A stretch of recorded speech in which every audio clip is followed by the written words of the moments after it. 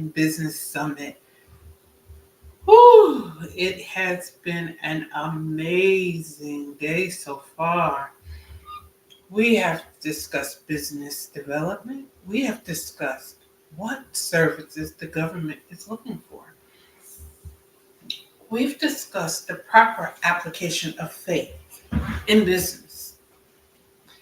I've gone live on all of my platforms discussing proposal development with my new partner, Monica Morgan. And now I'm reaching back and I'm playing another replay, but how can we talk about leadership too much? She's another power partner of mine and a friend. And I know you will find value in this conversation. So turn to a fresh page in your contractor's notebook as we bring to you Miss Shalonda Clark.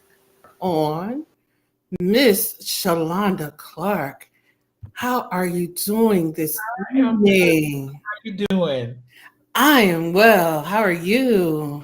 Well, don't you guys love technology? Isn't it awesome? When it works. When it works. Hey, just like us. Hey, we are awesome. We work. We work. You guys, thank you for having me here to be a part of this conversation about doing contracting and business week. This is an amazing time to be talking because we're closing out the end of the fiscal year and we're getting ready to do a lot of business. So this is a great time to be stirring up the pot and getting people prepared and ready to be on the scene when it's time to do business. So thank you for having me. Oh, you're welcome. And thank you for making time for us because I know you're very busy. You know, you just hosted an event. I saw the pictures. So tell us a little bit about that. I did. So I am preparing a signature event where I will be hosting women in leadership. I will be doing retreats for them. And so one of the things I wanted to do was start at home first. And so I put it out a while back and then I pulled back and made some revisions to my initial plan. But I said, I don't want to let what I have on the inside go to waste. And I want to be able to empower women. So I'm going to start at home first. So charity starts at home. I was able to bring in a few of my first cousins from all over and they joined us. And we had an empowerment event for my family first. It's really awesome to empower the world, but when you don't take care of your own front door, it kind of makes it hard to be on the scene. So I want to lead first at home on the home front. And so it was awesome. We had everything there from leading yourself, confronting different things in your life and in your business, in your family, the old, the current, and then what's coming. We also were able to identify areas of personal liability, our personal credit, our personal insurance, and our personal savings. We were able to even build new businesses for everybody. So everybody in that room left there with a new business plan, a new business idea, a new business actions. We were able to audit their businesses and look at how we can assist them in those areas. So it was really fun, but we wanted to make sure we were able to take care of our home front first, and it was amazing to do. My family is still excited about it and they want more. And then other people are asking about it. So it made my juices start flowing for my own event I'll be hosting for women in leadership. So thank you for asking. You know, that's amazing. I talked about it last night when I set the intentions for this week. We want to pick and choose the areas that we focus on. And if you don't focus on everything, you're going to crack. Right. You have to have a holistic approach. Right. Or it just goes nowhere. Right.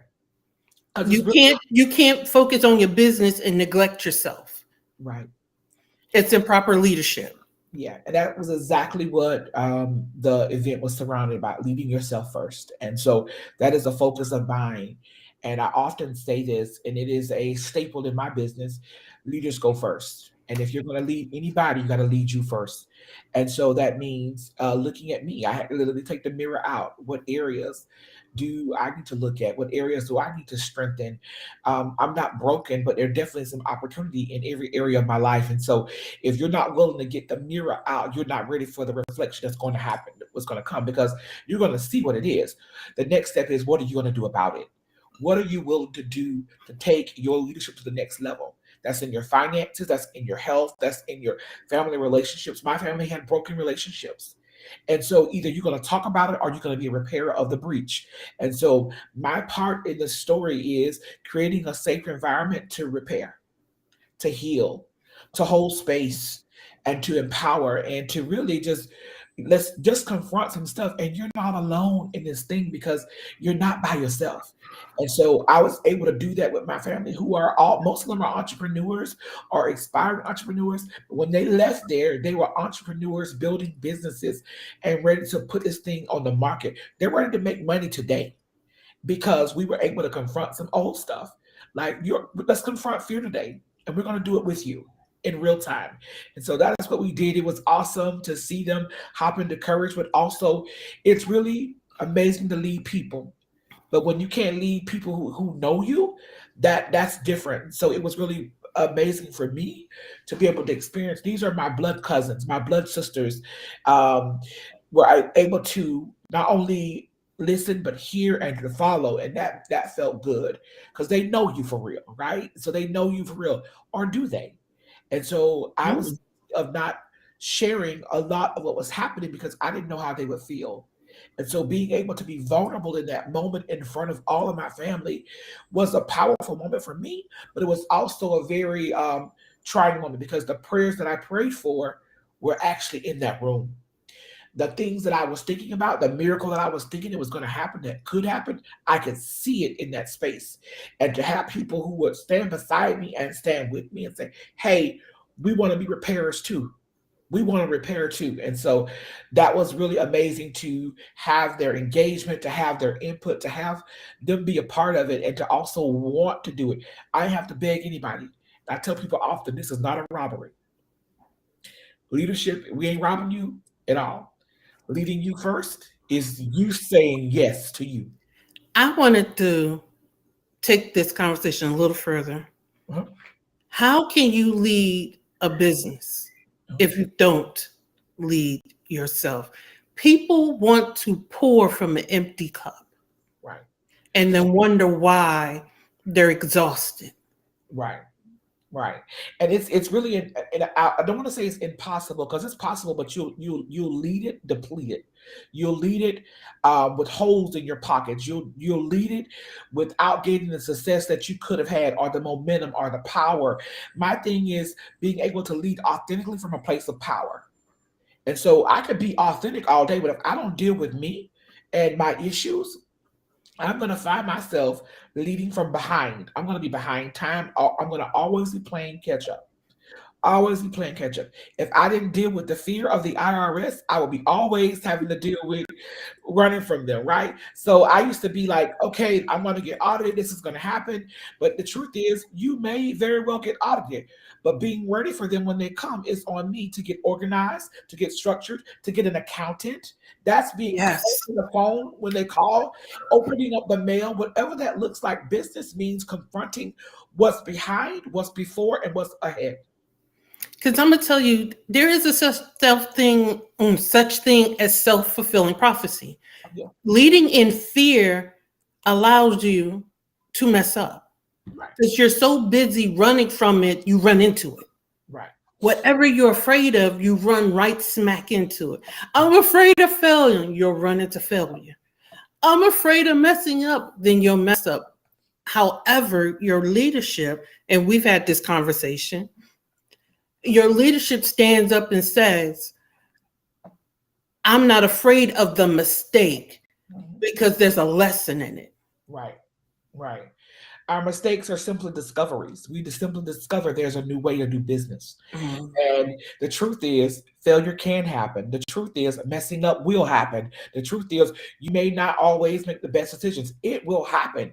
But being aware that this will happen, and if it does, if it shows up in your life or in your world, you know that you have the power to make a new decision. Either way. You know, when the failure comes and it takes you out, it paralyzes you. That's where your problem is. When the mistake just like takes you out of your game and you can't ever recover, that is where the problem is. Okay, I would like to know that I failed quickly so I can turn that thing around quickly. I want to just as fast as I got into it, I want to get out of it. And sometimes it doesn't happen that way, but when it does, what will you do next? Because life does happen. As a leader, when you're managing these contracts, when you're doing business, there will be things that will happen along the way. What you do next is on you. The biggest thing you can do is operate in your leadership is self-awareness. Be aware of what happens, how this is impacts you, how to prepare, how to be ready for what's coming because something's coming, but will you be ready when it comes? I think that was the lowest and hardest lesson I learned when I started in business. I didn't rebound fast enough. I call it staying in spin. I spun too long. Right. And when I learned that lesson, Mhm. and then I'm going to go here, apply the lesson Mhm. because you can learn something and don't apply it. Right. I saw exponential growth. Right. I learned to pivot. Mhm. And then I learned how to pivot on the fly. Right. Because you can see things coming, Mhm. but that only came from, as we discussed before, getting in the right communities. Mhm. Right. Because I'm surrounding myself with people who sharpen my metal. Right. Because in the short time we've known each other, you've sharpened my metal. Good. Iron sharpens iron. And I've learned from you because this is the environments we should be in. And a part of that is making sure that we cultivate not only the resilience, that muscle to bounce back, but you got to be able to not only bounce back, but to move forward. You got to be able to push through. Leaders push through. Yes, we handle pain. Yes, we go through processes. Yes, we go through issues. But what you do next, I'm going to keep saying that because people get stuck right there with, oh, that happened to me. Yes, it did. But what are you going to do about it? You cannot worry about what happened in that moment. You have to decide, what am I going to do after this? What is going to happen after this?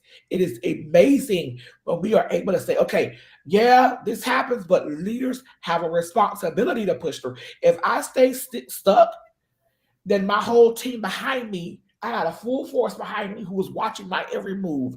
We're synchronized, right? We're together. We are one. So if I'm paralyzed, so are they. What are you willing to do next? Decisions determine destiny. And so, as a leader, you have to be able to look at this thing from all angles because when you're in doing business and when you're dealing with contracts and dealing with people, because we are people, right? People Yes. change every day, right? And there, everybody may not have the same work ethic as you. They may not think the same way that you do.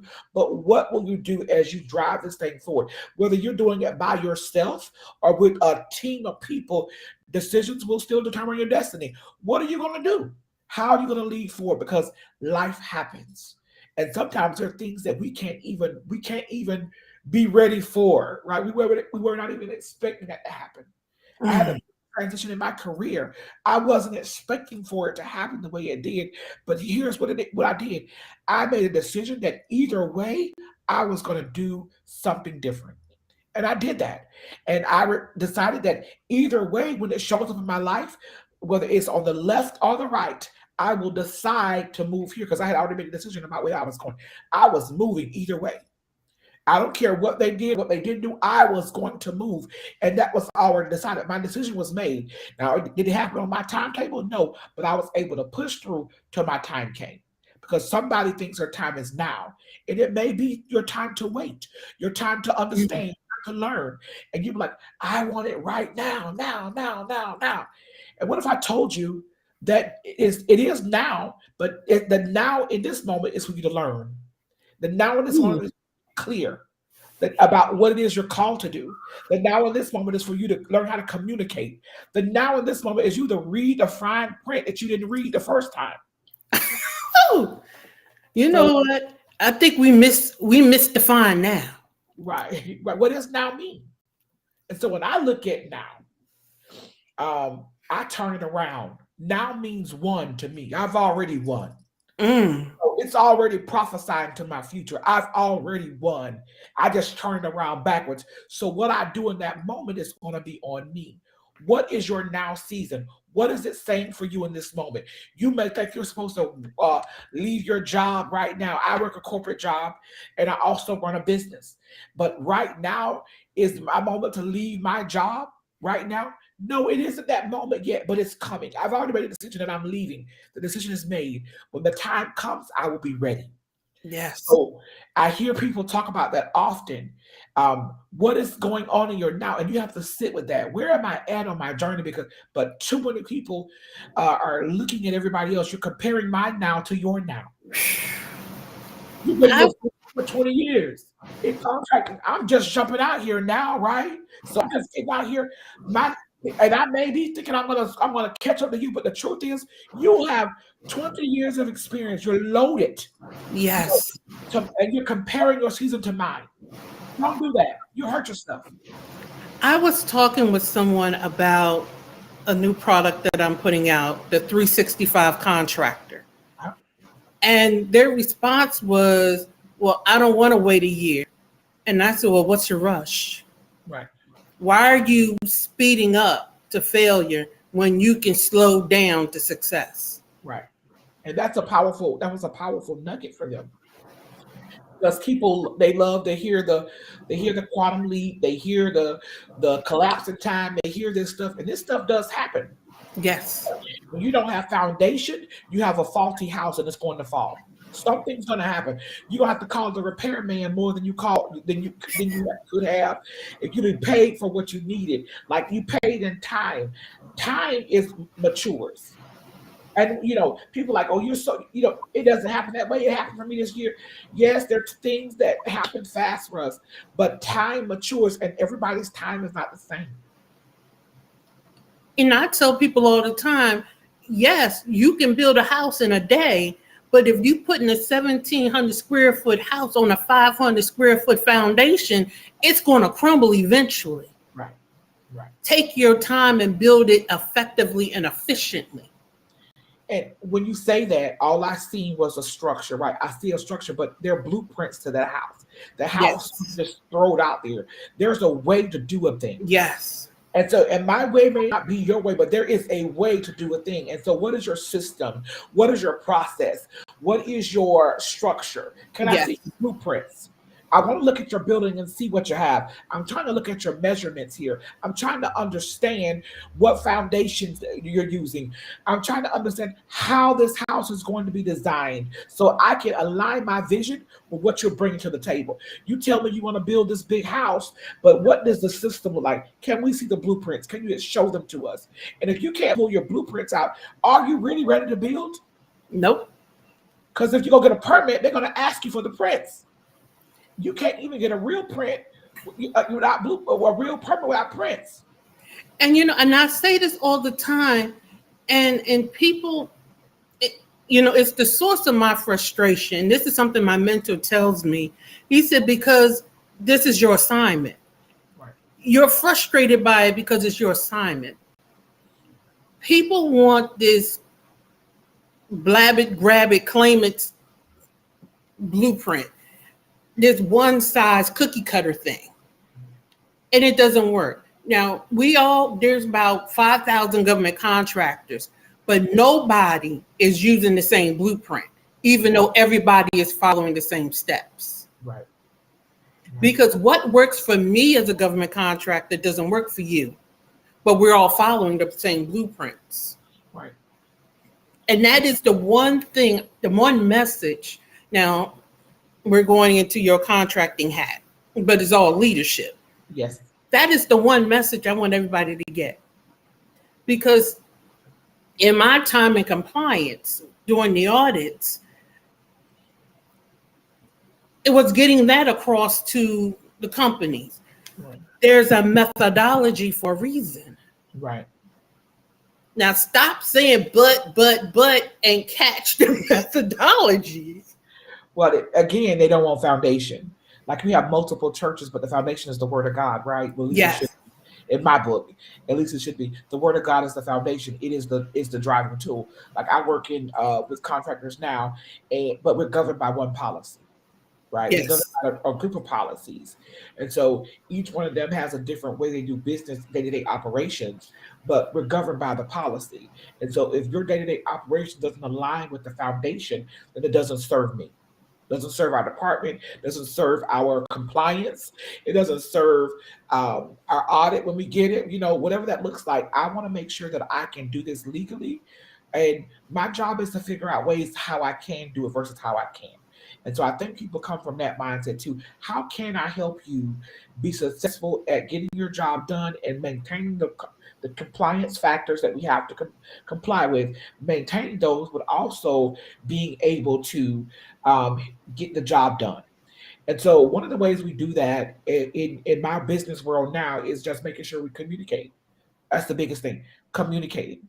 And do you understand the content? You got to be able to comprehend the content. And so many people don't comprehend all the different terms that government contracting has. That's why you hire a consultant. You get people around who can help you to do that. And some people don't want to hire the consultant. They don't want to do that part. They want to skip that step.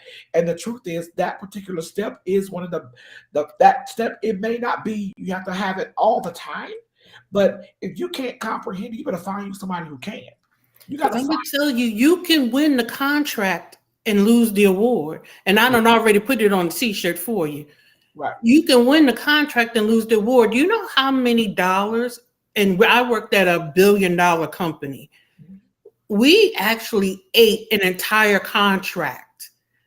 I mean, gave every dollar earned on that contract back to the government, plus penalties and interest, because they failed to follow one term on the contract. One lousy term, and they had to return every dollar on that contract. And that's really unfortunate because all the work you put into getting the contract, it's like, I've done all this work to get it, but now I couldn't sustain it.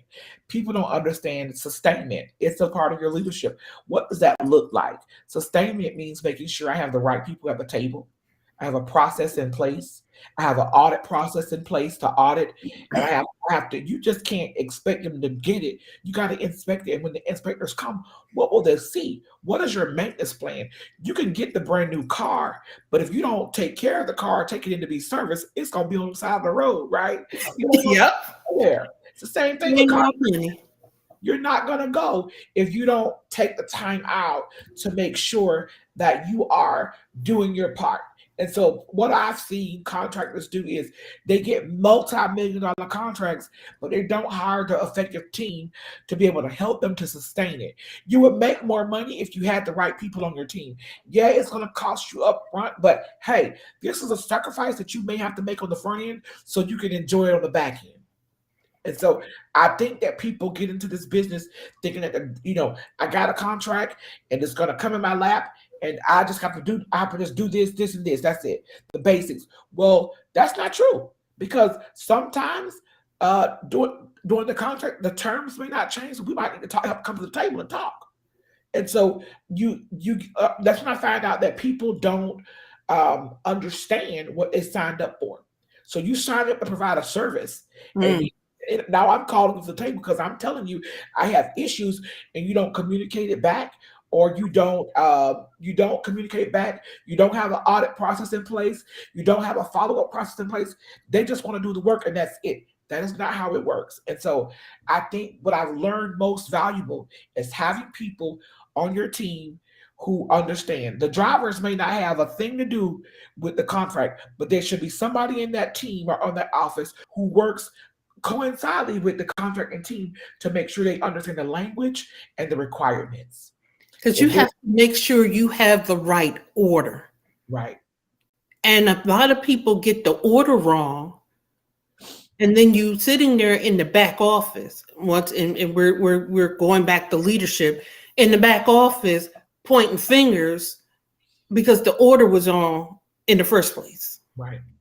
Because we have priority shifting. My pet peeve in government contracting is this conversation around certifications, and I'm not even going to go down that rabbit hole.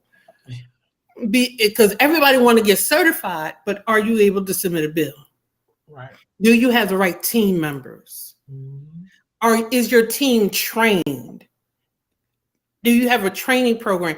And then when I'm talking to people, and I always bring up effective management, effective leadership, effective communications, all of this stuff. And they're like, but I'm certified. And the number one complaint I hear from contracting officers is you don't submit me a compliant bill. Right. And, we talk about that constantly. Yeah, I'm laughing because I have a stack of them that are non-compliant now that are come back that they want to get paid, and we can't pay them because the bills are not correct. And so that's a part of the contract. It says that you send me a bill that's in the right order or that is labeled right. And so I think that people often miss it right there, the basics. I want to know how I can get paid and how I can get my service, right? But I want to make sure I stay compliant. It's like having your license. If you don't have your license, then you can't drive. At least you shouldn't be. But what do you have to do to maintain it? And so you think about that is that many of our people who have who want to hop in the government world, they want to ask themselves a question: what do I need to stay in business? What do I Mhm. need to start is one thing, but what I need to sustain is another. And so those are two different things. And that's the same thing with leadership. It is important that you not only you become a leader, but what do you do? Yeah, I've been a leader for over 15 years now. And I really believe longer than that because I believe I was born that way. I really believe I was wired that way, this life. And as I come into different roles, I recognize there were different requirements. Last night, I spent 2 hours online training in my leadership. Like, you already a leader. Why are you training? Because I recognize that this thing is continual, and that's with business. That's in contracting. You don't just stop growing. When you stop growing, you stop living. When you stop living, then you are dying. And so it's important that you continue to have a growth mindset in leadership because when you start to do government and contracts and any kind of business, you want to stay up to date on what's happening. I heard you say, I stay up to date on the federal regulations and what's happening on the registry. I'm up to date on that. This is your business. You want to make sure you know what's being the know. The same thing. I'm a leadership consultant and a coach. And so I spend my time in leadership communities and leadership books and leadership, in leadership containers where I'm around leaders all the time because I'm being sharpened. Eagles gather to eat. And so I want to be where the Eagles are. And so it's Yeah. important for me to continue to do that. And that's the same thing. You just don't get the contract and you just stop learning about contracting. You should be always in a course, always making a connection, always looking for a YouTube, pay for the course. And you may have to invest. You may have to say, I need a consultant on retainer for a while until I get to navigate through this because I plan to do it. If I get a new contract, I need to get me somebody to help me, to help to make sure I stay with it at least till I learn the ropes. It's no different than you training your body. You get a trainer, right? I don't know how to do no exercises. I'm gonna need help. Okay, I'm gonna need somebody to help me, walk me through the process so I can sustain the growth that I want. And so I'm excited to share with you guys. I'm excited to continue to empower other leaders about what this means. Leadership is something that we should all carry. Everybody should be a leader. But the truth is, everybody isn't. And if you want to be in business, in any kind of business, where it's a business relationship, where it is relationships outside of business, and even in the contracting world, on the stage and off, you got to lead you first. You got to make sure you communicate. You got to make sure you comprehend what you're signing up for, and ultimately making sure you have the right support community. These things all matter, and they help us to not only define our leadership, but it refines our leadership. I don't know about you, but I always want to be in a place of refinement. It's like, well, you've been refined. You always refine. Yeah, I'm always trying to make it better. I want to be the best version of me when I show up in this world. And so I think that people they're quick to get it. They'll get the contract, but they won't go through the process of making sure they put themselves in position to maintain it, to sustain it, and to ultimately get better along this journey. This is a journey. I want mine continue. I want 4 years and 4 more years and 4 more years. I want them to keep signing me up. I want me to be the premier choice. And you will not be the premier choice unless you learn how to align yourself Yes. in the right direction, making sure you define it. I deal with leaders every day. And when I deal with contractors who know how to do business, it makes a difference. That's who I want to talk to. You do not want me on the phone with you as a business owner or a vendor who's doing business with me and who has not been in compliance, who's not communicating, Mhm. who's not comprehending what he signed up for. It's not a good, it's really robust. And so we don't, you know what, robust. You need us to be in alignment. So make sure that your alignment is set up for sustainment. You're still in all my questions. I'm like, what am I going to ask you now? So actually, I'll stop. I'll ask you. I'm excited. I got excited. Because when I talk about that light up, because it for people who are interested in leadership, I didn't realize how important it was to me. And everything I was doing, whether it be in any area of my life, but definitely in the workplace, it was leading me back to leading me first. It was leading me back to um, making sure I communicate. It was leading me back to taking the mirror out and looking at me. Because sometimes it ain't them, it's me. Mm. Wait a minute. Wait a minute. Wait Yeah, a minute. sometimes it is not them, it's me. Sometimes my expectations need to be adjusted because my expectation may be different than what you comprehend, what you understand, or what I communicated. And so when we fail to do that, and if I'm not clear, I may have a big vision, but a small budget. Let's go back and look at my expectations. I may have a big vision and I don't have the right structure. Let's go look at my expectations because expectations are the very thing that impact outcomes. And so Wow. it's really important that we as leaders get the mirror out and make sure it's not my misaligned expectations or am I misinterpreting what I really want. And so it's really important about making sure that you're clear. Alignment will help you to get clarity, and clarity helps you to decide better about what it is you need, what you need to do, and what direction you need to go. And I think that was not only a mic drop, you threw the shoe at some people tonight. Oh my God. Didn't I tell you she was going to bring it tonight? I hope everybody took some notes because Shalonda, you brought it as I knew you was gonna do it, and you Thank didn't. you. That's why I didn't ask you no questions. I knew you was gonna do what you do all the time. Well, thank you. Thank you. I hope I was able to share some nuggets with you guys. I can't wait to see you guys at the Contractors and Business Conference. I am excited about it. I know it's going to be an amazing. And if you know you need to be in that room, get in that room. We're not only expanding in contracting and business, we're expanding in our leadership, we're expanding in our personal power, we're expanding in our the way we talk, way we show up, how we show up for us is important this hour. And you need to be in that room. You need to be in that room. Yes, she's one of my facilitators at the conference, Contracting and Business Conference, this October 5th and 6th here in Charlotte, North Carolina. She is, I mean, she's amazing. You did that was just a drop in the bucket. That isn't even what she's teaching on. All That right. was just her free flowing. So you can imagine what she's going to do over the 2 days. We're gonna hang it out. We are going.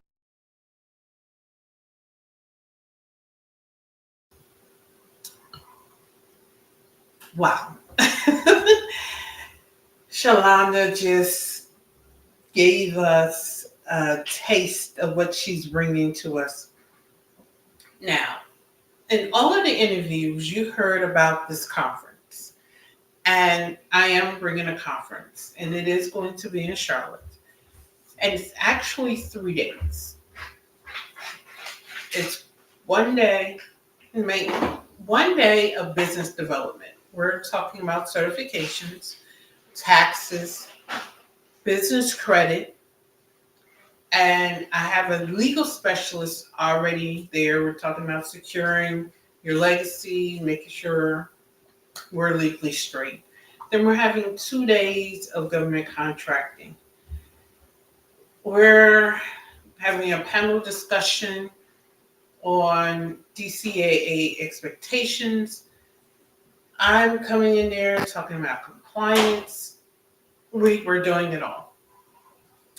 The conference is scheduled for September of 2024. Details coming soon. I just didn't have the website up in time for the summit. I wanted it up. It's not up. Life happens. We have to pivot when we pivot, but that's okay.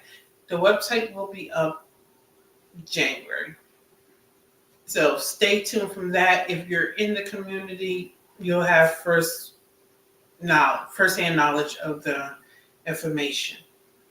All of the speakers from the summit will be at the conference. And a few more. All of the speakers at the conference will be in the community. And if they're not here yet, I'm inviting them in. So, but that was Miss Shalana Clark. She was bringing the heat. And she is our leadership specialist. She is in the community. Say hello to her. And that was her segment on leadership. Now, I need to take a break. Our next segment is on ethics. And that segment is going to air, I can't even find my clock. It's going to air at 4 o'clock.